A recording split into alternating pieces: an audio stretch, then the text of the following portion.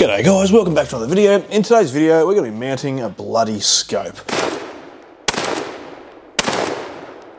Alright, first things first, let's piss that off. That's that cool little chamber flag I was telling you about in the last video. Now, I'm not going to sit here and be like, oh, you know, show clear and whatnot, because, you know, fuckheads that say, oh, I've just got to show clear my rifle at the start of every video is like a car dude saying, yeah, well, look, guys, the park brake's on and there's no children under the car every time they fucking start up. So let's just crack straight into it. So I'm just going to rip this old scope off. Now, this is the Falcon Endura 3.5 to 25 first focal plane. Look, it's been performing okay for me. I've had this scope for, oh shit, how long have I had this? As long as I've had the 22-50, so a couple of years now. Used to live on that, and then when I started doing this gun, I put it across onto this one. Look, it's not the best scope in the world. It's marketed as like an entry-level PRS scope. I think they're pretty popular in England. Here, not so much. I don't really see anyone using them. And I think these retail for roughly $800-ish. So we're just going to rip that off. Now, this does have MDT rings, so once I do my testing, I might end up using these rings again with that scope. I don't know yet. I'm going to use the Discovery scopes for this one. I'm going to leave this one set up. So if I really want, I can just throw that back on the rifle. So if I give you a bit more of a close-up of these rings, you can see the insides have been very, very nicely machined. Now that's not very common. You don't usually see that. So that's a good little touch there. Very smooth, very uniform. Even your screws are numbered, so I've done a fair bit of thinking into this one. So I'm just going to arbitrarily place these because I don't really know, you know, where they're going to line up with our scope and, like, you know, turrets and all that sort of stuff. I'm just going to throw that on there for now, just so I can kind of check a couple of things. And when you mount scope rings, I'm going to point this out because a lot of people don't understand this, and then they end up, you know, coming to me saying, oh, I've got accuracy issues with my gun, and it's just purely because they haven't set the scope up correctly. You can see in here that we have a little tiny recoil lug. Now, obviously, the recoil lug sits into the grooves on your Picatinny rail. In fact, let's zoom in a bit for you. So when you place on your rings, you really want to have that recoil lug facing or pushing up against the front edge of the pick rail. Now, why the front edge? Because, you know, some people are going to be in their mind thinking, well, there's recoiling that way. Why do I want it pushing that way? Well, the reason is quite simple, actually. Let's put that there for now. When we fire a gun and gun recoils, right, recoil forces are going this direction. Now, nothing else on the gun is actually going that direction at that point in time. Now, your scope and everything is actually sitting still. So the recoil is recoiling, well, the gun is recoiling underneath it. Have you ever seen that video where they have the toy dinosaur on the trampoline and someone jumps on the trampoline and the dinosaur stays suspended in midair until it is impacted by the forces of gravity? They're just kind of the same sort of thing. The scope is the dinosaur. Recoil forces is the trampoline moving away from it. So that's why you want to have all of your rings pushed forwards so that they are butted up against, because if you don't, you'll end up vibrating your rings around and then you will have accuracy issues. Now, being that this is a 22R, that's not really very pertinent, but it's pertinent enough because if you do it correctly, you won't have issues. All right, so just arbitrarily whacking those there. Let's whack our scope. Does that look okay? Oh, you can't see shit because I haven't zoomed back out again. Does that look okay? Looks kind of okay. We're very close far forward to our hood. That's because it's such a big bloody scope.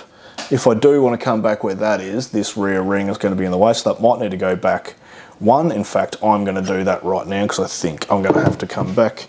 This is just the, you know, the process I do. I kind of just throw things on there and see what they look like, and generally it comes out pretty good. I've mounted quite a lot of fucking scopes in my time, so I feel like I kind of know what I'm doing at this point. But, you know, there are many, many ways to skin the proverbial cat, so don't take this as the only way to mount a scope. This is just the way I mount a scope. All right, that's a little bit better. Now, what I'm going to do is I'm going to swing the rifle around. I'm going to make sure I'm on the lowest magnification. Now, what I'm actually doing is, I can't really zoom in anymore, but what I'm doing is just looking through the scope, holding the rifle how I would be firing it off the bench and seeing if my eye relief is correct. And then what I might do is I'll just zoom in all the way, because that's really where you care about your eye relief. I think I went back a bit too far. So you get comfortable on the rifle, close your eyes, get comfortable, open your eyes, see what your eye relief is like. Close your eyes, open your eyes, move your head side to side and see what the eye box is doing. And I feel like right there is probably the best I'm going to get it for right now. So now I'm just going to loosely put on my caps. Now you notice I'm not fucking around with levels and plumb bobs and all sorts of shit, because I really don't think they're worth it. The amount of time it takes you into setting up a plumb bob or setting up a, you know, your levels and whatever, I don't think the juice is really worth the squeeze.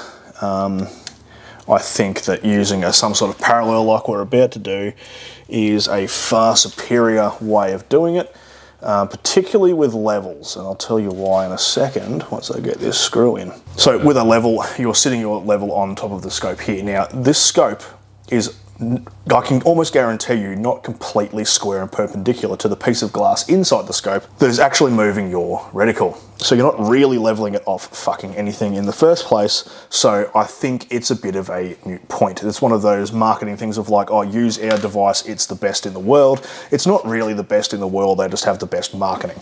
I do believe using a parallel is the best method, and that's the method I've been using for quite a number of years. Now that method dictates that because you have a flat, true surface on top being a pick rail, and this doesn't work with a round top receiver like a Remington 700 if you didn't have a pick rail. Works very well on Tikkas because they do have a flat top, but essentially you're lining up the squared housing of the bottom of the actual scope tube itself with the squareness of your Picatinny rail or the top of your receiver if you have a square top. Getting it perpendicular is far more accurate than trying to get the top of your scope cap level, because depending on how good or how bad your scope has been made, that may not be completely level, and I've seen it happen before. People use the leveling device. It is actually sitting level with the gun, so you know you might have come off here or off the pick rail or whatever, whichever method you use. But then the glass is not actually sitting square and perpendicular. So it's kind of stupid, and that's why I don't use that method, because I think you know, you can get better results quicker using the parallel method. Now, as I alluded to in the unboxing video, I use machinist parallels when I do this. And machinist parallels are precision ground, they are perfectly square, but I would rather leave them at my machine tools and not, you know, bring them around and risk dinging them, etc, etc. So that's where this little bad boy comes in. So we're going to use that in a second to level this up. Now you notice I'm not putting the screws in super tight, because I don't want a super amount of friction on our scope tube, because I do want to be able to turn it to make sure I can fit my level underneath it. So I might need to back off a couple of these just to loosen the friction off ever so slightly, because I want to be able to move it. With all them loosened all the way off, that's still got a fair bit of friction on it because of the machined inner rings. So let's crack this bad boy open. All right, so in here we have two little parallel madoodles and the bottom. So that would be for different heights of scope. Essentially what you're doing is this has a flat parallel surface, and so does this. So by pushing the two opposing angles together, you are lifting the distance between here and here is changing, but maintaining being perfectly parallel the whole time. I really hope you can see that and fully understand how that works. All right, so it's going to go underneath the main part of our scope there. We're going to slide that in, and essentially the more we push, it's going to self-correct this scope, give the scope a bit of a wiggle.